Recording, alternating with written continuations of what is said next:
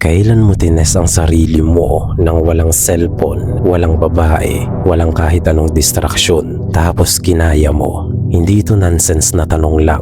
Ito ay salamin kung gaano ka ka-addict sa stimulation. At karamihan ng lalaki, hindi nila kayang sagutin ito. Dahil ang totoo, mahina ang focus mo, ubos ang energy mo, at wala kang direksyon. Ngunit hindi ka naman talaga tamad. Overstimulated ka lang talaga. Kaya sa video na ito, ituturo ko sa iyo ang 10 paraan kung paano mag-dopamine fasting upang ma-reset ang utak mo, ma-reclaim ang enerhiya mo at bumalik ka sa pagiging lalaki. At dito mo rin malalaman kung bakit ka stuck, kung bakit hindi ka makafocus at kung bakit kahit anong plano mo, hindi mo pa rin ito matapos-tapos. Kaya kung sawa ka na sa pagiging distracted at gusto mong bumalik sa control, mag-subscribe ka na dahil hindi ito para sa mahihina. Putulin mo, hindi bawasan, hindi rin limitahan, tanggalin mo talaga.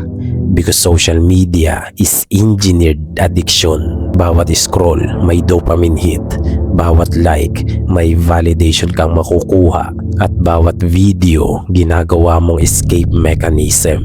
At habang ginagawa mo yung mga yan, unti-unti rin niyang pinapatay ang focus mo. Dahil hindi ka naman talaga nagre-relax, tinatakas mo lang ang sarili mo sa realidad. Naunawaan mo ba yan? Ilang oras ba ang nawawala sa iyo araw-araw? Ilang goals at plano mo na ba ang hindi mo nasisimulan dahil lang sa kaka-scroll mo? Ito ang pinakamalaking kalaban ng mga kalalakihan pagdating sa dopamine addiction. Corn, fantasies, endless desire. Makinig ka. Every time you give in, you drain your drive. Iniisip kasi ng utak mo na panalo ka na, nananalo ka na dahil nairaos mo na. Kaya bakit ka pa magsisikap? Hindi ba? Nandun na yung ilusyon ng peking accomplishment. Tandaan mo ito. Sexual energy is creative energy. At kapag sinasayang mo lang yan, wala ka na ring maibibigay sa tunay na buhay. Nasusundan mo ba yan? Gusto mong maging high value, ngunit gabi-gabi kang talo sa sarili mong kamay. Makinig kang mabuti. Short form content destroys attention span. Binabasag nito ang utak mo. Ginagawa kang impatient. Kaya kapag may mahirap na task, tinatamad agad ikaw. Napapansin mo ba yan? Kung nasanay ka na sa mabilis, hindi mo na rin kakayanin ang mabagal na proseso. At ang success, mabagal yan, mahirap at walang instant. Siguro, kaya nahihirapan kang mag-focus dahil nasanay ka na sa 10-second entertainment. Delikado yan dahil habang tumatagal ka dyan, hindi mo na rin kayang mag-isip ng malalim. Ito ang ayaw ng maraming tao, maging bored. Dahil kapag wala kang stimulation, doon din lalabas ang tunay mong estado sa buhay. Kung restless ka, mahina ka. Kung hindi ka mapakali, addict ka. But boredom is where clarity begins. Dito ka makakapag-isip, dito ka makakaramdam, at dito ka rin babalik sa sarili mo. Nasusundan mo ba yan? Kaya mo bang umupo ng 30 minutes na walang ginagawa? Kung hindi, problema yan. Karamihan sa kalalakihan, palaging may ingay sa buhay. Music, videos, background noise. Alam mo kung bakit? Dahil takot kang marinig ang sarili mo. Silence exposes truth. Kapag tahimik ka at ang paligid mo, diyan lalabas yung doubts mo, takot mo, at mga insecurities mo. At karamihan, tumatakbo dito. Ngunit ang lalaking may tatag at lakas, hinaharap ito. Kaya mo bang maglakad ng walang music, magtrabaho ng walang background noise? O kailangan mo lagi ng sound distraction?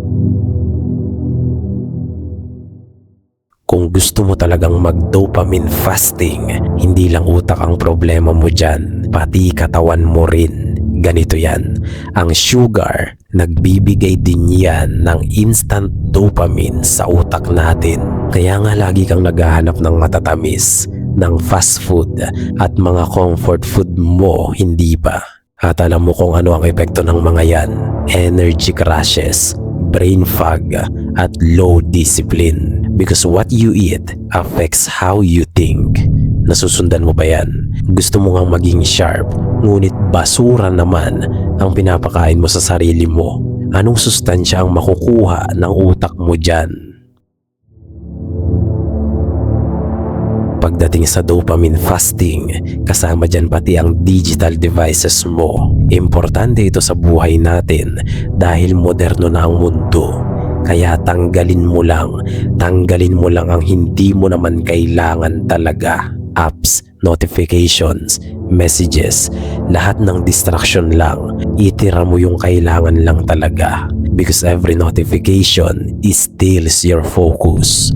At bawat distraction, pinapahina ka. But a focused man is dangerous. Ngunit ikaw, lagi kang naaabala, lagi kang distracted. Ilang beses ka bang humihinto sa ginagawa mo araw-araw, tapos hinahayaan mo lang? Makinig ka, hindi lahat ng conversation sa mga tao ay may value. Small talk kills depth. At karamihan ng kausap mo, wala namang ambag sa growth mo. Puro chismis at drama lang. Tandaan mo ito, your energy is limited. At kung inuubos mo yan sa mga walang kwentang bagay, wala na ring matitira para sa mahahalagang bagay.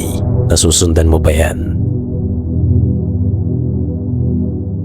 Ito ang tunay na test, ang paghihintay. Dahil hindi naman lahat dapat makuha agad. Kung gutom ka, maghintay ka. Kung bored ka, magtiis ka.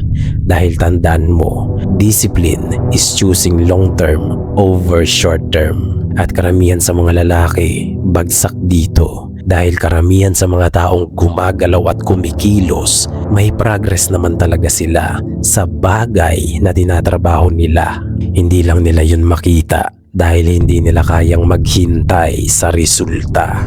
Nasusundan mo ba yan? Ito ang pinaka-importante. Practical na. Focus ka lang sa isang bagay lang, isang focus, walang distraction. Because deep work builds real men.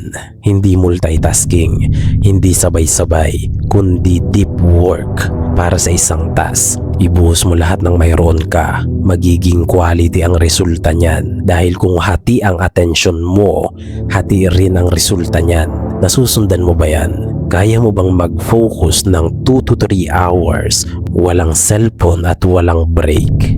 Dahil kung hindi, yan mismo ang dahilan kung bakit ka stuck. At habang hindi mo inaayos ito, walang mangyayari sa buhay mo. Mag-dopamine fasting ka para i-multiply ang productivity mo. Dahil kung wala kang paggagamitan nito, masasayang lang din ang benepisyo ng dopamine fasting mo. Gayunpaman, maraming ang makakapakinig, ngunit iilan lang ang makakaunawa. Hanggang sa muli, lakan.